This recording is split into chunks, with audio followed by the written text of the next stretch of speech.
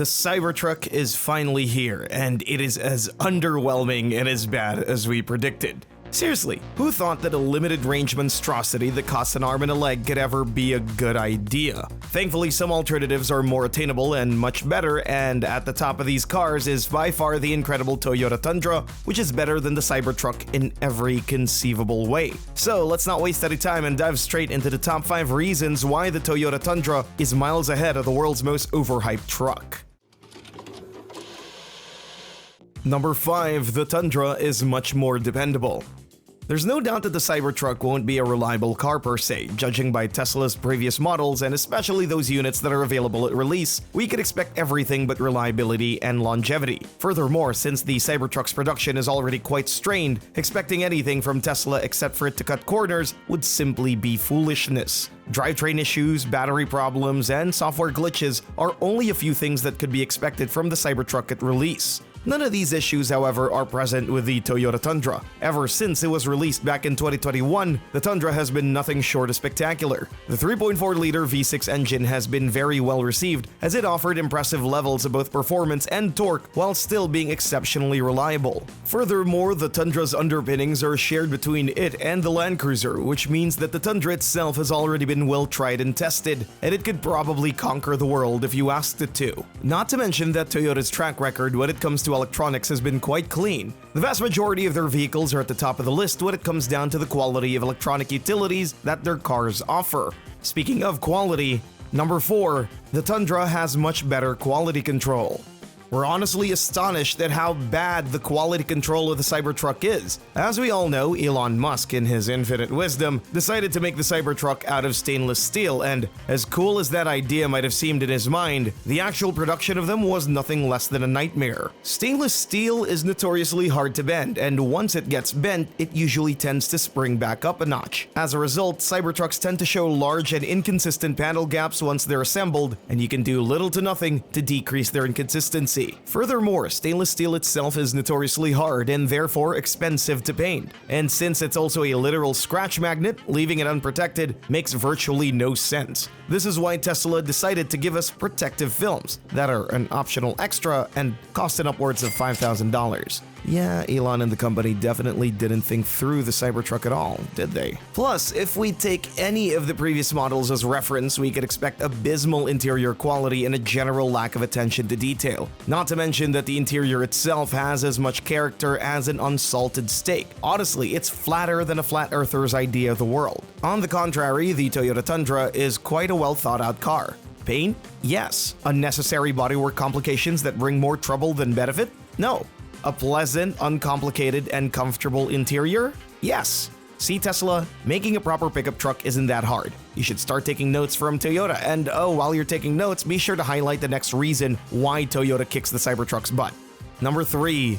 The Tundra is way better looking. Who in the world would come out and say that the Cybertruck is a good-looking truck? Controversial? Yeah, most definitely. However, there are only a few things that are as heinous to look at as the Cybertruck.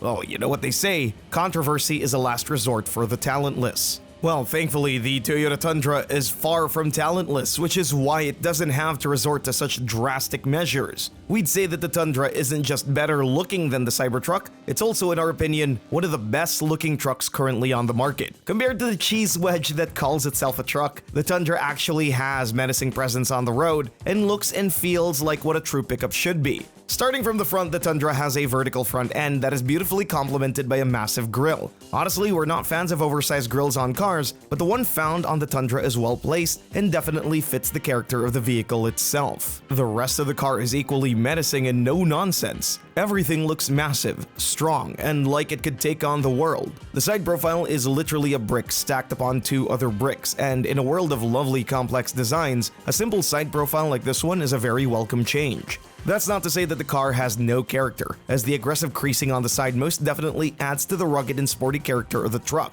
The rear is, once again, very harmonic with the rest of the car. The taillights are sharp, and the tailgate creasing makes the car look more compact, yet more menacing from the back. Overall, the vehicle itself feels just like an actual pickup truck and not a fashion statement for those who still believe that electric vehicles will save the world. Plus, it's not like you'll be getting anything special because of the Cybertruck's design, especially not in the utility department, which is where the next reason behind the Tundra's superiority comes in.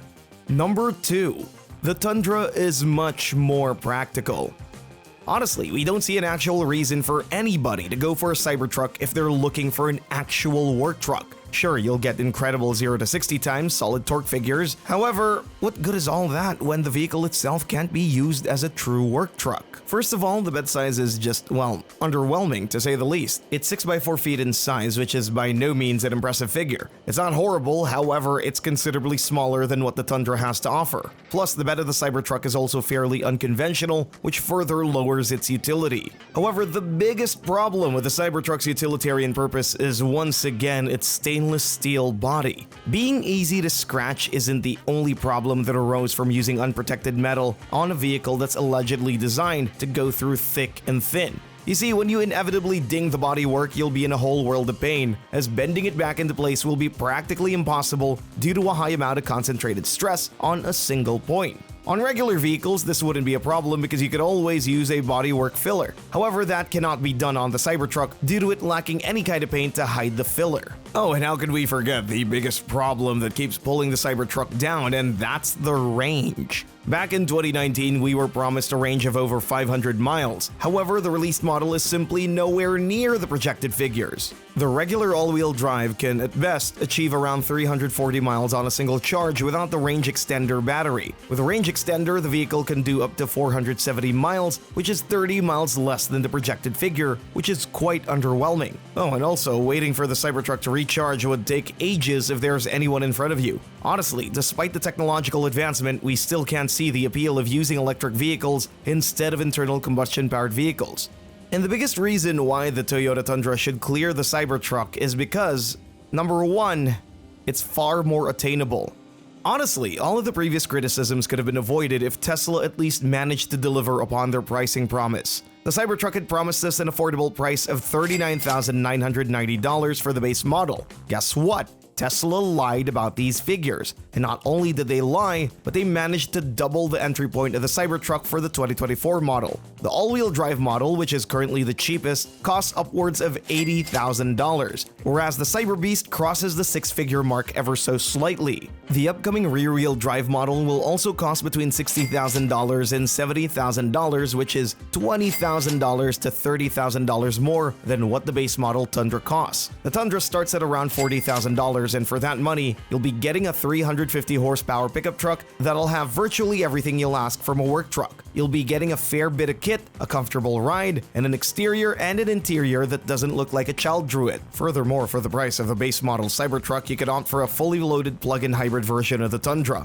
This means that you'll be able to enjoy a power increase, enormous range and economy, and all coupled with a properly luxurious ride and interior. The most comical thing about this whole ordeal is the fact that not only will you be paying for more and getting less when comparing the Cybertruck to the Tundra, but you'd get the same result if you were to compare the production model to the pre-production one. Truly unbelievable to see Tesla fall so low, but hey, we are fools to trust Elon Musk and his obnoxious lies in the first place. Fool me once, right? And that's all for today's video. Thanks for watching and see you in the next one.